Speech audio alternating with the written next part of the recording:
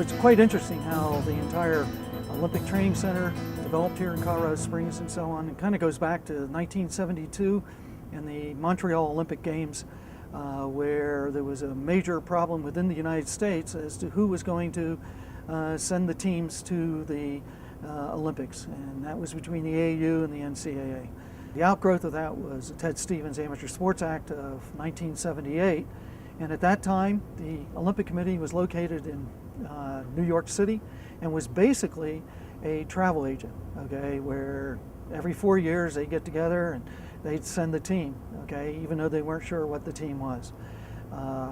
What the outgrowth of that was, it gave the rings to the United States Olympic Committee and the power to govern amateur sport in the United States as it relates to the Olympic and the Pan American Games. The Tuts from Colorado Springs, who had founded the figure skating and was tied into hockey very heavily, decided that they would like to have the United States Olympic Committee relocate here to Colorado Springs and talk the city into donating, basically in a $1 lease, the Yent Air Force Base. And Yent Air Force Base had by that time moved into, become the NORAD and moved into Cheyenne Mountain.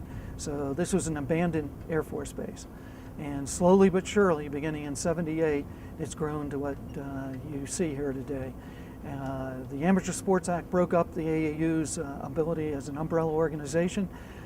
Each sport now has a national governing body under a 501c3 corporation and is responsible for the development of sport, their particular sport, and is answerable to the USOC for that development and for their elite athletes that will either go to the Pan Am Olympic Games or their own World Championships. Next question might be, how does karate fit into this entire environment, this very, very positive environment? Karate became a national governing body in 1995 by becoming a full medal sport in the Pan American Games. When that happened, the whole spectrum of karate changed. I'm not sure that the karate family knew that it had changed, but it has changed, in which the USOC now saw that it is part of their responsibility to develop elite athletes through the pipeline, and the pipeline being administered by the national governing body for karate, which is the USANKF. The USANKF is now located here in Colorado Springs, and we have a very, very close relationship with the United States Olympic Committee, and by having this close relationship, we're able to access a lot of the various venues, the various assets that the USOC has. Although we're limited in funding, where the Olympic sports get much more than the Pan American only sports, but the environment, the ability to use the rings and so on is now left in our hands to develop our elite athletes as we head towards, hopefully, the Olympics in 2016. The most exciting part of where we are right now is that instead of looking at the elite, we're now looking at the juniors of what our future is going to be. And what we have here for this particular, and the first time ever, and I kind of just spoke to them and said, you know, you're pioneers, and the pioneer is a very, very fair way of assessing exactly what's going on here. We have from age 12 to age 18, and what is their future? They come here and they can feel what the Olympic spirit is, the Olympic ideals, and the training on over 2 days isn't going to be that much, but what they take away from here is going to be more spiritual than it is the actual physical aspect of it. And then they have that decision to make. What are they going to do with their sport from here on out? And we intend on holding these on a regular basis, not necessarily here, but it can be in California, it can be in New York, and maybe future in Miami and another training center. And holding these throughout and exposing our youth and exposing those who want the future of not only what we talk about on the competitive side, but the value system that karate brings to the world. You know, to all of you who might have the opportunity to view this, we would like you to know on behalf of the USNKF that the USNKF has changed. We are here for the athletes, we're here for youth development, we're here for the very, very high ideals that karate brings not only to sport but to life. And we would all like you to become part of us. know, you don't have to be the one that's on the podium. You can be the one that takes them to the podium. You can be the one that helps support those athletes. And this philosophy of life that is absolutely critical to our changing social mores within this country in the United States. And karate is perfectly placed to start bringing those to the forefront of families. Well, today we're here for the first ever in history, the USA National Karate Federation Grassroots Olympic Development Program for our grassroots development kids. These are young athletes from age 12 to 18 that represent basically the core of the country. These aren't the elite national team, these are the future elite national team that hopefully, if we are selected for the Olympics in 2016, we're going to have team ready, more than ready. Having it here at the Olympic Training Center has not only given these kids an opportunity to talk with USADA for the doping, how important that is to make the right decisions at their age right now when they're so impressionable, but also with the nutritional and how they can develop themselves as they get prepared for this future that they're going to decide to go after. Having it here at the Olympic Training Center with so many Olympians that they're sleeping here, as well as they're eating here, they're training here, they're seeing what greatness is around them and developing towards that idea of the Olympic dream. And for these kids to take this back to their dojos and their senseis, also these coaches that are here, also bring that Olympic dream also home with the idea that anybody can be a future Olympian. From, like they said in the movie, somewhere in this country, in little small towns, we're developing the future Olympian somewhere. And we have some of those kids here. And we're looking for others around the country where we'll have these type of development programs, YODP programs, in certain parts of the country where the different regional sports organizations will develop these.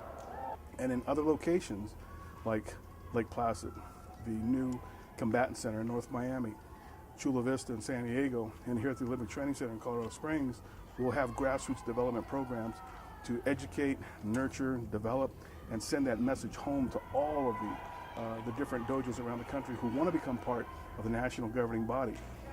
The national governing body for traditional karate in the United States, the USA National Karate Federation. That's why we're here, that's why we have the facilities, and that's why we're looking to produce some phenomenal, outstanding athletes to represent us, hopefully in the 2016 games. And that's where we're at. Well, I'm a former vice president for the National Karate Federation and headed the organizing committee for 8 years and worked closely with Sensei Tabone as his assistant coordinator for this event. We've brought students here. This is an important step for me personally. A little over 3 years ago, our community was devastated by Hurricane Katrina. Myself and every student that I have here lost everything, all their personal belongings, their homes, and we didn't think our community was going to survive. Little by little, we've scratched it out, we've coming back. Our new government has really supported the efforts for the kids and provided us the karate program and has taken notice of what we've done. We've won national championships. We've had kids now at the Olympic Training Centers. Just a few months ago, we didn't know if our community was even going to survive. So, you know, this is an important step not only for myself, for the children, but for our community to see our kids reaching the highest heights again, because they've come further and overcome more than any other child here today. And it's a very important step in the rebuilding of our community.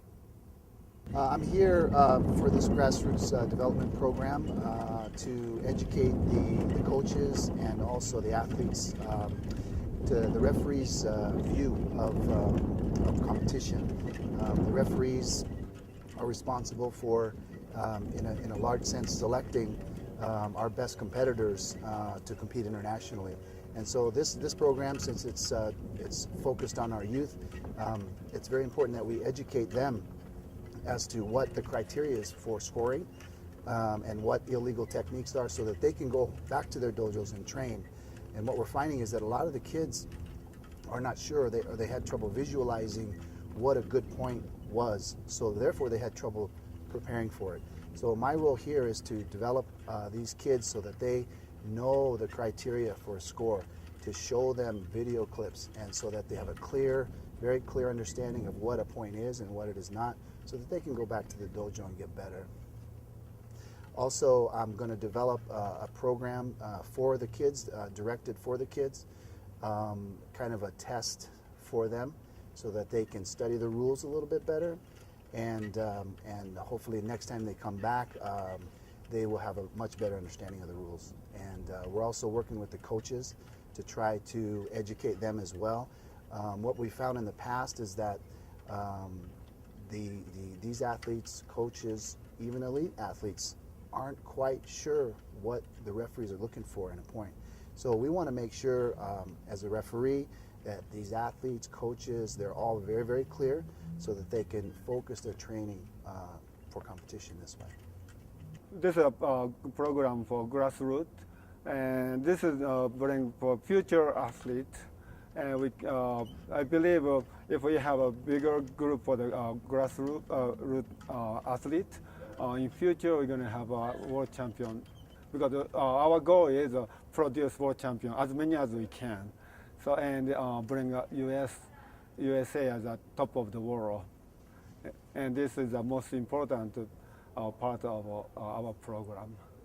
Yes, instructor they take care of their own students a lot. Mainly their students, but coaches, our job is win, and so to win, we look at our athletes, what they have, not what their weakness, and so we keep developing their strongest part higher and higher. Then they have a chance to win the world championships. And so sometimes we have to fix weakness to make their strong point better. But mainly we develop their strongest point. That's our coach's job. Yes. And it is different USA and the other countries. Other countries, some countries, once they become national team, they are no longer with the dojos, but we are. And we respect, coaches really respect their instructor. And so we like to keep their philosophy, their teaching method on their student, and win with their technique. So that's our coaches work for. So to do so, we have to keep an eye on what their school have for world. Yes, that's our job.